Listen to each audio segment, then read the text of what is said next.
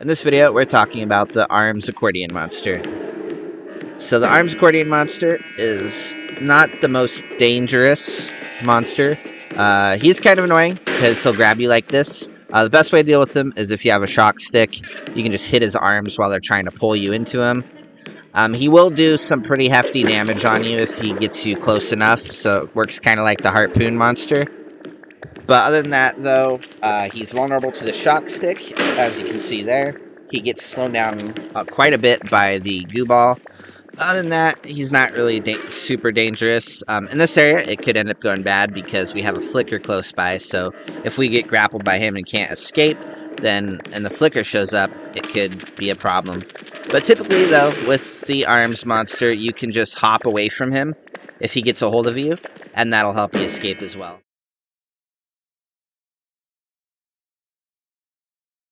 The Black Hole Drone has a 0.05% spawn chance, so a lot of people haven't seen him. For those of you who have, you're probably at least a little bit experienced with it. Black Hole Drone itself isn't super dangerous. It just flies around, minding its own business. It is vulnerable to the goo ball, as you see here. It does get slowed down a bit by the goo. The real danger with the Black Hole Drone, though, is when it starts counting, like right here. It'll give you a 10-second countdown. If you stay within a close vicinity of that black hole drone, it is going to explode and turn into a black hole. So what will happen there is it'll turn into a black hole, which will end up sucking the whole map into nothingness. It'll suck you up too, even if you're inside the bell. As long as you're still on the map, it will suck you up and you will get killed. Now, the Black Hole Drone is vulnerable to the shock stick, as you can see here. It doesn't really do too much, though. It stuns it, knocks it out of the air. Good for some cheap thrills. It doesn't do anything for the countdown, though. There's no way to stop that countdown. That countdown is going to continue until it completes. As long as you're close to the Black Hole Drone, it will still continue counting down. As you can see here, looks like we were bothered by the Barnacle Ball, who seems to be our biggest fan in this series so far. The Barnacle Ball is going to get sucked up in this black hole, as you can see here. Yoink! There he goes. Any monsters that get anywhere near the Black Hole Drone vortex is going to get sucked in, because, you know, it's a black hole, so that's going to happen.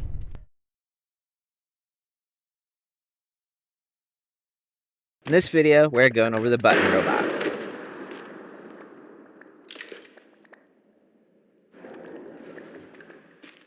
Now, the button robot is completely harmless, unless you do like we did in the beginning of the video there, and hit the red button on the back of it. It will cause it to self-destruct. It won't damage any monsters or anything, but it will wipe you out and anybody who's near you.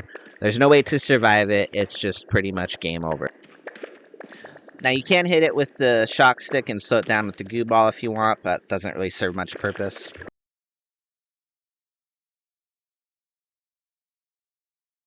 Now, the Big Slap is vulnerable to the shock stick, and you can delay him with the goo ball. One thing you can do is you throw the goo ball in the path of the Big Slap and put a shock stick in the goo ball, like that. He'll still get stunned going through that, and it'll slow him down even further. Now, the Big Slap can still hit you, even when he's stunned. He'll often start Beyblading across the area if you stun him while he's running, and he'll still manage to get you. It is possible to recover from getting knocked across the map like we did there if you just get your timing just right for the jump. And you can also dodge Big Slap as well when he lunges at you.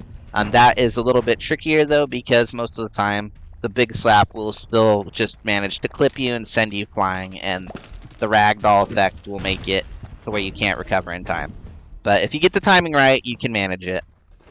One other thing with the Big Slap is if you do get a high enough elevation over the Big Slap, they won't be able to do their super lunge and KO you. So just something else to keep in mind. Your best bet if you have Big Slap encounters, though, is to get the footage as quickly as you can and then run away just as fast.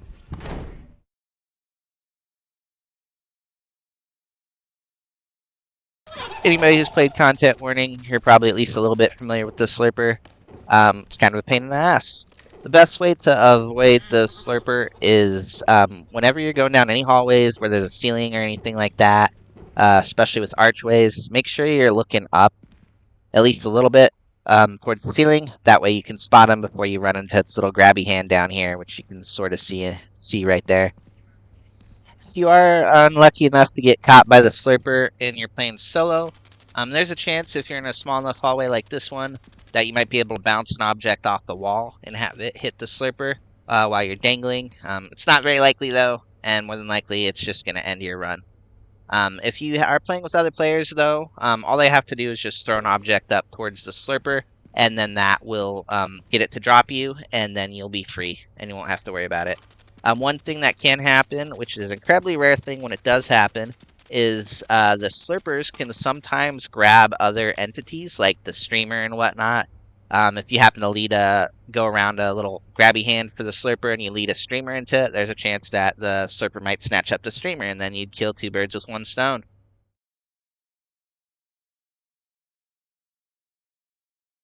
So, the Eye Guy is a pretty harmless monster. It usually doesn't move around unless you have your back turned to it. However, if you do shine a flashlight on it, or if it catches any light from the camera when you're recording, it will tend to cause it to go berserk, as you can see here. And he actually does quite a bit of damage when it hits you. So it's definitely a dangerous situation to be in.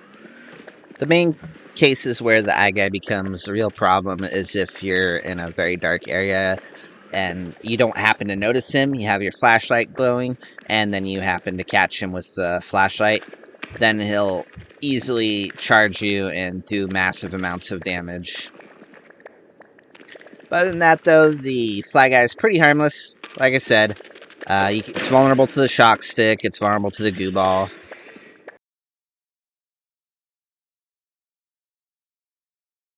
For those of you who don't know, the fire turtle is this thing right here. It's pretty much a tall, fire-breathing turtle monster. It is vulnerable to the shock stick. You can't stun it with the goo ball as well. One thing to keep in mind about the firing turtle is it does have a ridiculously long range for those flames. And it will just spew the flames like crazy for a little while, and then it will go ahead and eventually stop, and then you can try and creep up on it and get some good footage. You can sneak up on them like you can a lot of other monsters, but just keep in mind if you get too close to where it acknowledges you, it's gonna turn you into barbecue. So you just gotta watch out for that.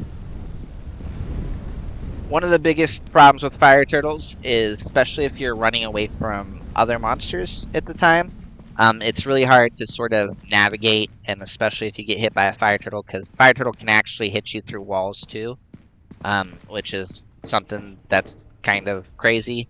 The flames will just keep spreading, and there's not really much you can do about it except get some distance. Even if you hit the fire turtle with the shock stick, it'll still be shooting flames out. So it's just one thing to keep in mind with fire turtles, is just to be very cautious around them, and keep a good lookout.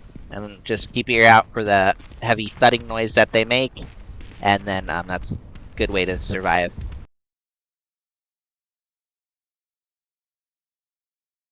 The ear monster, or ear dog as a lot of people call it, is one of the rare monsters in the game. It does have a 0.05% spawn chance. It stands out pretty well because it's pretty much just a four-legged walking mass of ears. And whenever you hear the whispering sounds that it makes, like right here, you can hear it there in the background, that's when you know the ear monster is close by. The ear monster is vulnerable to the goo ball and the shock stick, so you can stun it and lay that. You can also, if the ear monster gets close to you, you can yell at it through your headset, and it'll often stun it, and that'll help you escape if you're trying to get away from it, and then you can get the good footage that way as well. One other thing to keep in mind is the ear monster does have a pretty high vertical jump, so it can hit you when you're on higher places. It might seem like you're safe, but it'll still jump up and kung fu kick you in the head. So it doesn't do a whole lot of damage, but it does add up after time.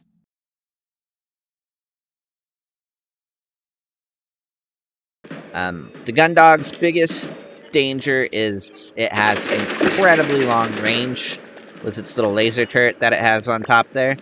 The best way to deal with the gun dog is you can stun it with the shock stick, like that. However, its turret can still fire while it's down, as you hear back there. It does throw its accuracy off a bit, so that's a good way to get around it. It does get slowed down by the goo ball, like most monsters. The biggest problem really does come with the gun dog's range, though, because it can hit you from a very, very long ways away. And what it does, it can do a lot of damage if all the rounds connect. If you don't have a shock stick, though, the best strategy is to just make sure, as soon as you hear that sound of the turret targeting you, just break line of sight as quickly as possible, and you should be fine at that point.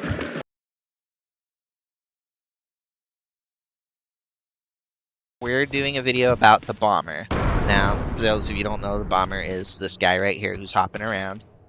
He's not super dangerous, like big slap level dangerous. He can be a problem though. His bombs do have a good range. One thing you can do, as you see in this, is you can actually pick the bombs up and then throw them back at him.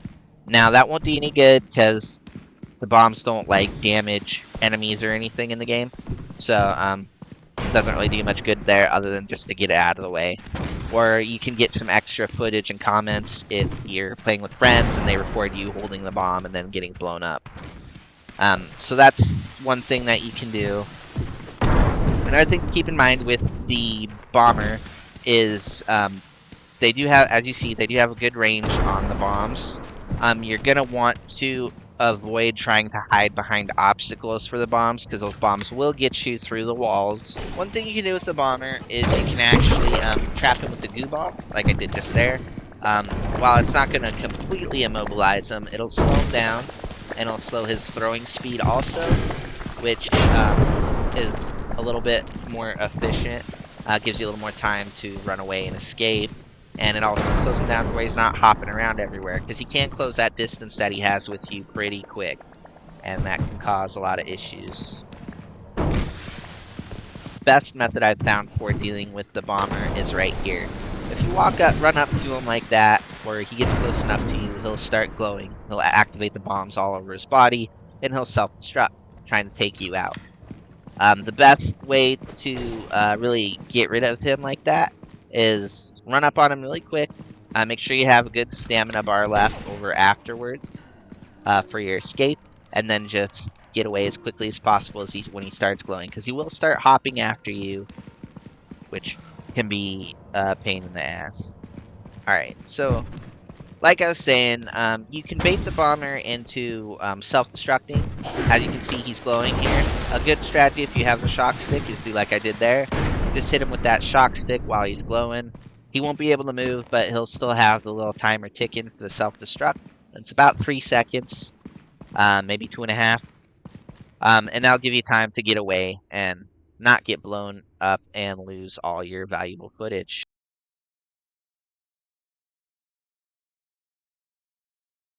Now, the Snail Zombe moves incredibly slow. It's not super particularly dangerous unless you have several of them around at the same time, because then they get you in a big old group hug like that, and it'll kill you pretty quick.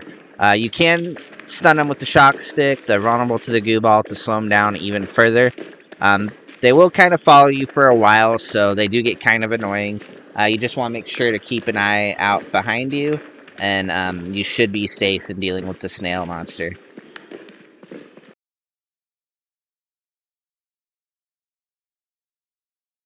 The best way to deal with the Harpooner, as you can see here, is with the shock stick.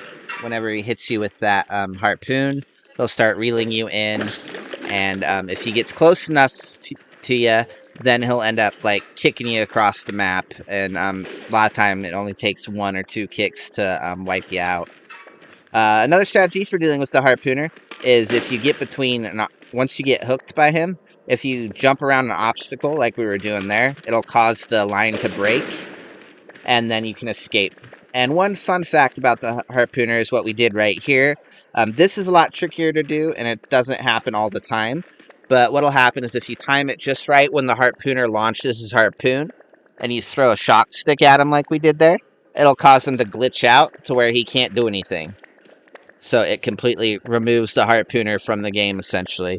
He'll just sit there, not doing anything. You could just stand around recording him if you wanted, and you'd still get points for the recording, but you wouldn't take any damage. So that's just a little extra thing you can do with the Harpooner. Like I said, it doesn't happen all the time, but it's fun when it does.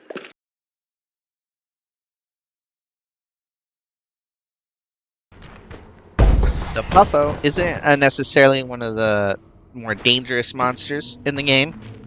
It is kind of annoying because it does pursue you a lot further than most of the monsters will. Second one who pursues you the longest would be the snail.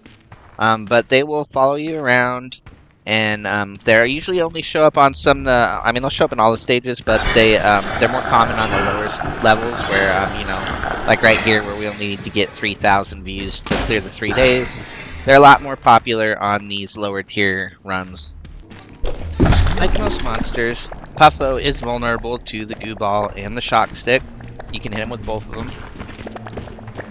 The Puffo, like the snail, is also pretty slow, so you don't really have to worry about them charging you too quickly. They are a bit of a hassle if you lose track of them and they come out of nowhere, because they'll often send you flying. One fun thing you can do with the Puffo, though, if you don't mind taking some damage, is if you time it just right when the Puffo is getting ready to do its puff attack, if you jump at the exact second, like that, it'll catapult you a lot further.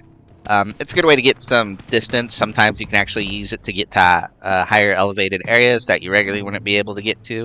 It's a little tricky to do it that way, but absolutely something you can do.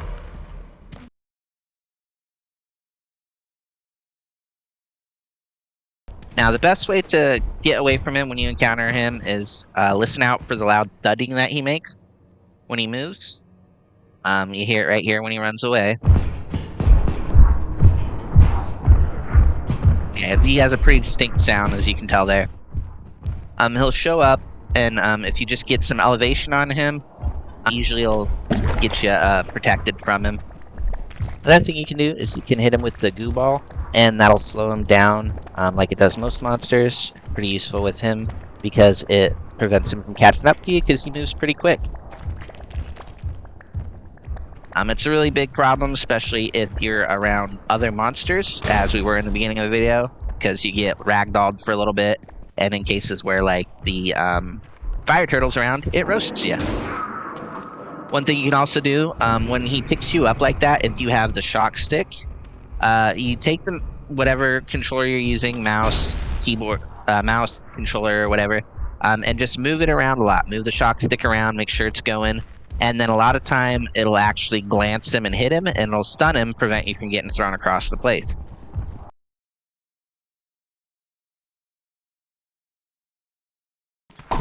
So for the spider, it's not super dangerous. The only real issue is its webbing. If it gets you caught on its webbing, it'll slow you down, make you vulnerable to other monsters. And that can cause a lot of problems, especially if there's some extra dangerous monsters around. The spider, like most monsters, is vulnerable to the shock stick and the goo ball. If you hit the spider with the shock stick, it'll almost always do a really cool thing here, where it'll spaz out for a little bit and then yoink, teleport up into the air and then come back down. Don't know why it does that. Probably a bug, or maybe that's just the way the developers designed it. And like I said, you can catch it with the goo ball and slow it down, as you see right here. Got slowed down by the goo ball. It looks like a bomber also showed up and threw a bomb at us, which got trapped in the goo ball. But we don't care about the bomber right now. With the spider, though, the main thing is don't let it get too close, because it can do some significant damage with those chompers that it's got on there.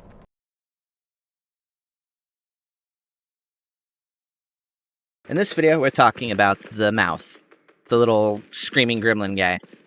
Now, he's completely harmless, doesn't do any damage to you, won't attack you or anything. You can slow it down with the goo ball if you want to use it for footage, or if you feel a need to be cruel and unusual to the poor guy, you can hit it with the shock stick. But other than that, there's nothing really special about him. He will sneak up on you in a lot of areas, though, and he'll end up screaming at you, like he's doing right there. The main things that does is it can sometimes attract other monsters, but mostly what it does is it's in there just for a quick jump scare, and also it will throw off your communication a little bit. So if you try and communicate closely with another player. You may not be able to hear him the same way. It does make it come out a little muffled. That's just a side effect of the Mouthe monster.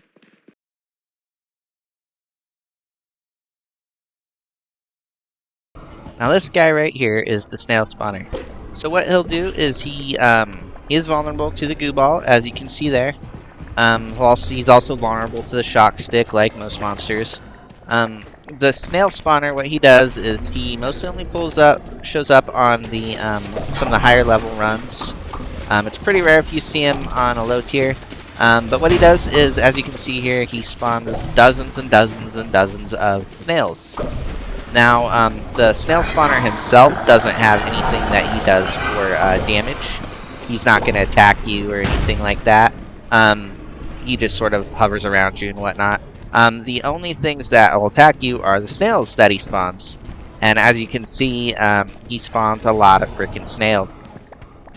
The important thing to remember is the Snail Spawner isn't really going to damage you or anything. If it does get you cornered in a small room, though, that's where it really gets dangerous, because it'll spawn a lot of the snails around you. Because they'll just go wherever it's the little strings that the snail shoots land. If you're in a small space, they'll be all over the walls, all over the ceiling, and you'll be surrounded by hundreds of snails before you even know what's going on. So, one thing to keep in mind, the Snail Spawner is a definitely high scoring monster, so it's always worth getting some footage of it. But other than that, just don't let him corner you, and you should be fine.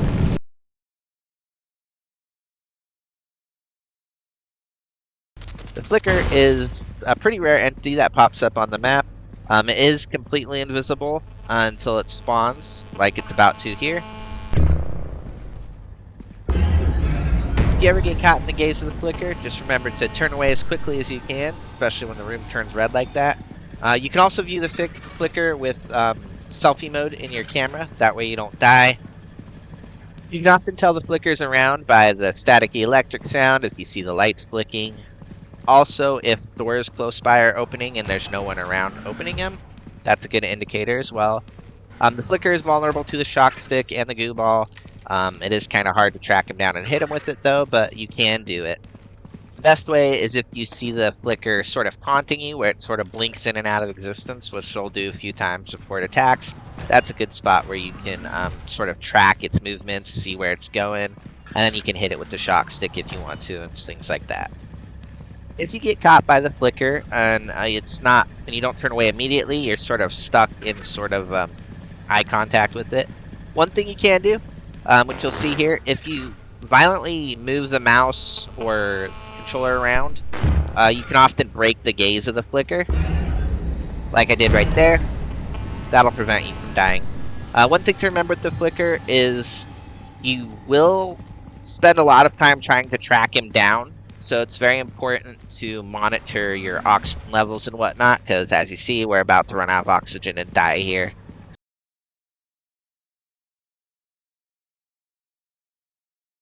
Now the slime is a completely harmless monster, just like the Mouthe or the Screaming Gremlin, whichever you prefer. All it does is it'll snatch you up like this and take you somewhere else on the map. The only part where it really becomes dangerous with these guys is if you're in areas where there's a lot of dangerous monsters around, or if you are in the narrower hallways, because a lot of times the slime will take you and put you right underneath a Slurper monster, so that second you get kicked out of the slime, you get picked up by the Slurper monster and die. Now the slime doesn't have any weaknesses. You can't hit it with the shock stick, you can't slow it down with the goo ball. None of them do anything to it. But other than that, though, you know, the slime isn't really dangerous. It's pretty much harmless. Just kind of a nuisance, because it can leave you pretty disoriented if it takes you somewhere you're not familiar with.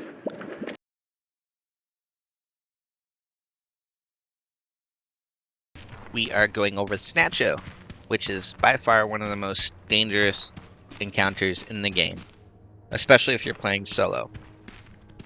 So the Snatcho will run up on you really quick, often coming out of nowhere, as you can see there. They are barely affected by the goo ball, it doesn't really do much to slow him down, as you saw there. The Snatcho is also pretty much immune to the shock stick. If you hit it with the shock stick, all it's going to do is cause it to blink out of existence for a fraction of a second. Not enough to make any difference, and he's still going to snatch you up and kill you. The only really sure effective way to deal with the Snatcho is by having a light on hand, which is a major problem if you're like me and you don't play with flashlights usually because you like having the inventory space. The Snatcho will spawn and then grab you and drag you away. You can't escape. A lot of time, if you have the flashlight in your inventory and you don't have it turned on and you try and switch to it, you'll end up dropping your inventory. So you don't have a way to escape, and you'll almost certainly end up dying. One thing that you can do, however, with the Snatcho, and about the only real way to deal with the Snatcho, especially if you're playing solo and happen to have a flashlight on hand, is you turn your flashlight on and you store it in your inventory.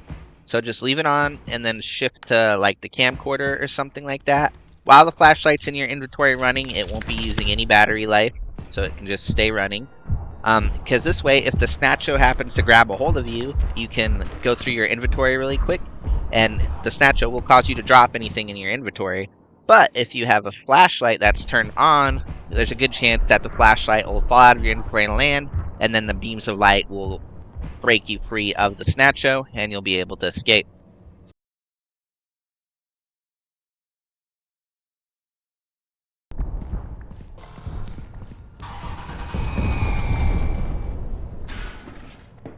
The Whisk Monster is one of the earliest monsters you'll encounter in content warning. You'll often see it right away on the lower tier runs, where you only have to clear like 3,000 views and whatnot. Despite how goofy and ridiculous the Whisk Monster looks, it is incredibly dangerous if it's able to connect with that charge attack, because it will send you flying and it will wipe out the majority of your life bar.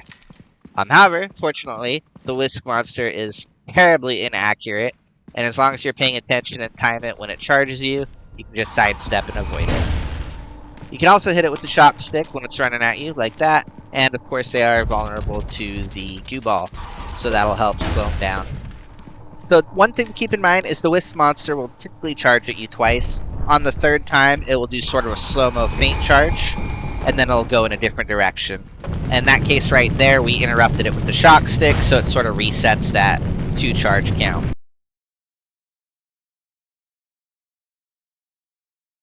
Now the Weeping, which you can probably gather from its name, is based off of Weeping Angels from the Doctor Who series. As long as you're staring at the Weeping, it's not going to attack you or anything. It's completely immune to the goo ball and the shock stick. If you do happen to get on a map with a Weeping, and you're playing by yourself, unless you're incredibly lucky and incredibly careful, you're most certainly going to end up dying. The Weeping will often show up in areas where there's not a lot of lighting. And you only have to be within a certain distance to activate Weepings, essentially. So it's actually a pretty lengthy ways. I don't have the exact measurement, but as long as you're within a distance where you could have at some point seen a Weeping, then it will activate. Problem with that is it'll often be cases where you weren't even aware that you saw a Weeping, and then out of nowhere it'll pop up and just wreck you. A fun little thing that you can do with the Weeping, though, is you can end up jumping on top of the Weeping, like we did here, and then just look it through your camera in reverse like that, and then the Weeping will start spazzing out trying to get to you. But obviously it can't because you're on top of it. Doesn't really serve much purpose other than to get a few giggles, maybe have a little fun if you're playing with some friends who are recording you. The one thing with the Weeping, and the only way to escape a Weeping, is if you do happen to get caught by the Weeping, a little CAPTCHA puzzle will pop up on the outside, and then a teammate is going to have to solve that CAPTCHA puzzle in a certain time limit. The time limit you have for that is 1 minute and 30 seconds. You get 3 tries to get it right. It's really easy to mess up when you're trying to do the captcha puzzle, just because the way the controls are and whatnot. And those 3 tries will go pretty quick, and whoever's trapped inside the weeping will end up getting impaled. One thing that can happen a lot, especially when you're on the higher tier runs where you have like 1.5 million, 2 million views, or even just 1 million, that you need to clear to make quota, is you can encounter groups of weepings, where weepings will spawn in groups of 2. Sometimes they'll be close together, but more often they're going to end up on different parts of the map, and then you're going to have to try and keep track of 2 weepings, which is a complete and utter nightmare. If you happen to be unfortunate enough to find yourself on a map with a weeping or multiple weepings, and you're playing solo like I usually do, you're going to have to back your way through the map. A good trick you can do is you can, like I'm doing here, you can lift up your camcorder and put it in selfie mode and just sort of try and navigate that way. And at that point, your best bet is to try and back your way back to the bell as quickly as you can and hope that you manage to make it, because captcha cages, or weepings as they're called, will end up getting you even if they're clear on the other side of the map. You can have them in the lower levels of the map, and then you can end up going to the surface area, and they'll still run up on you, as you can see there. And as you can see, the goo ball doesn't have any impact on anything, and you're just sort of stuck.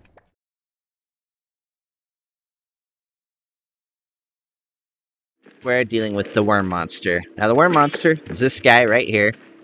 Now, while he is not really dangerous at all, what it does is if you have other players with you, the worm monster will attach itself to you like this, and it'll attach its other end to another player, and then you'll both kind of be stuck together, and that can be annoying for moving around and whatnot.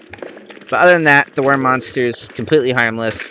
It is vulnerable to the shock stick. That's the only way to really detach it from you and other players. It can also get slowed down with the goo ball, but it's a pretty slow moving monster to begin with, so that's not really necessary.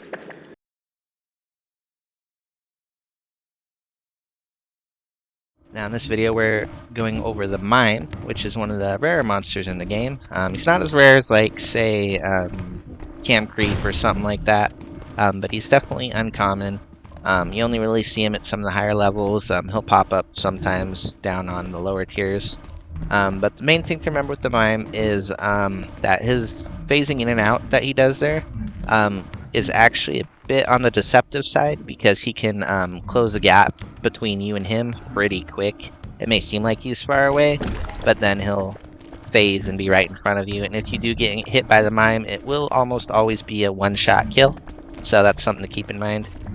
The Mime, like most monsters, is vulnerable to the goo ball and the shock stick. So you can either hit him with a goo ball to slow him down, you can zap him with the shock stick.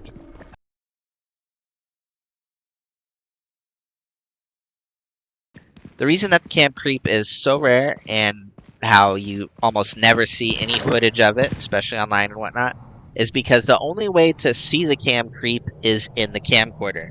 And typically, you're only going to see that if it's in selfie mode, especially if you're playing solo. Now, the way that you can tell if the Camp Creep is around, especially if you're in the outer skirts of the maps, towards the outer edge and whatnot, like we kind of are here, you'll listen closely and you'll hear a sort of breathing sound.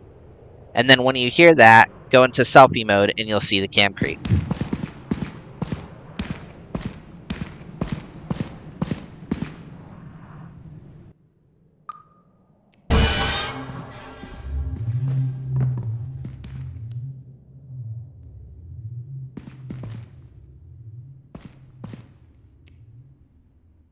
And that was the Camp Creep. Now, had the Camp Creep grabbed a hold of me right there, if I hadn't moved away quick enough, it would have ended up breaking the character's neck and insta-killing him. It doesn't do damage like regular monsters, it'll just insta-kill you. So that's one thing to keep in mind. When you escape from a Camp Creep, all you have to do is just pull away and then turn around really quick, and you should be out of its range. The Camp Creep will then detach and then spawn to the nearest AI patrol route. And then from there, if you get close to where you happen to respawn at, he'll jump you again. Where we're at here on the map, there should be one close by. I'm I'm pretty familiar with this map, so I have a relative idea where most of the spots are. Let me see if we can find it here. We're right about where one of those spawn spots are, so let's see if we got ourselves a camp creep.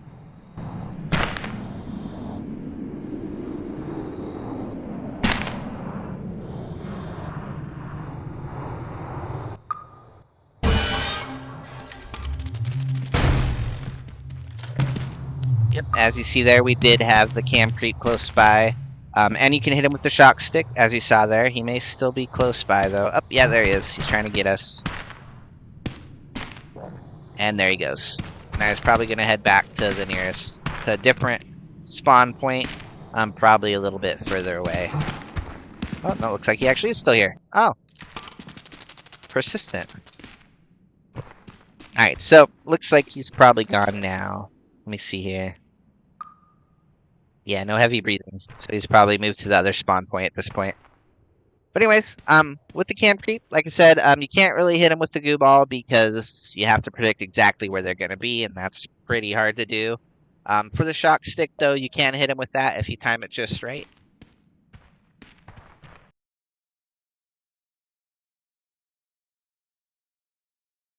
Now, the streamer, like most monsters, is vulnerable to the goo ball and the shock stick, as if you've seen any of my videos in the past, you know we love to mess with streamers with shock stick.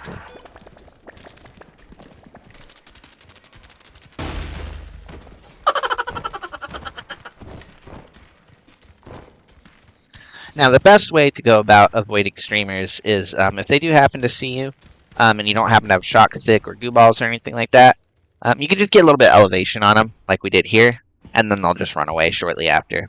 Now, if you ever do get hit by the streamer with the shock stick, a lot of time they will only really shock you once or twice, and then just take off. That isn't always the case, though. So there are cases where sometimes, especially on some of the higher quotas, where they'll keep shocking you until you're dead. So that's just something to keep in mind there as well.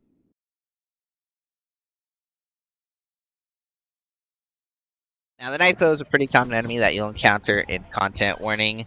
They do have a lunge attack that they will use if you get a high enough elevation on them. You can avoid it sometimes, or if you get a really high elevation, they won't even bother trying to attack you. They are vulnerable to the shock stick and the goo ball as well. So you can use those to help get away from them. Knifos are particularly dangerous when they're in a group because they'll hit you with that ragdoll effect and then continue to repeatedly attack you one after another. In most cases, though, if you have enough practice, you can usually avoid Knifos if you just jump around the area a bit, get obstacles between you and them, like we did there. That'll help you get away from them, and they'll usually stop chasing you after a little bit.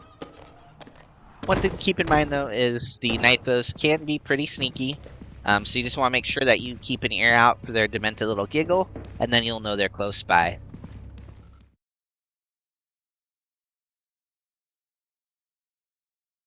Now, the Ultra Knifo is pretty much the same thing as regular Knifo. It's just a much bigger version. You can see him running away there. We'll probably catch up with him here in a bit.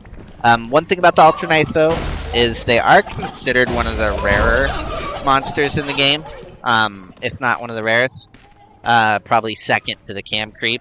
The Ultra Knifo will only spawn under certain circumstances, and that is when there are 3 other Knifos that happen to spawn, because they sort of are a package deal.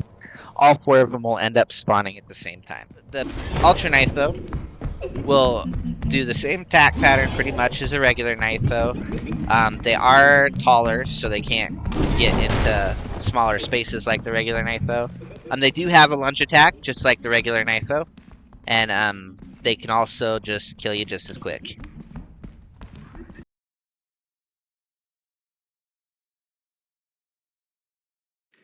So at this point in the series, we are finally at the last monster on our survival guide list. You may recognize him from almost every other video that we've had, because he always has a habit of showing up and killing us at the end. Our arch nemesis, the Barnacle Ball. Now, the Barnacle Ball probably is one of the most dangerous entities in content warning.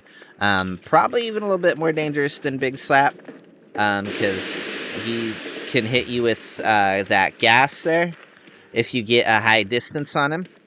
So if you get height on him or something, he'll throw that gas at you, and that'll slowly kill you. Also, he does have that tornado attack, which you've seen countless times if you've watched any of my videos in this series.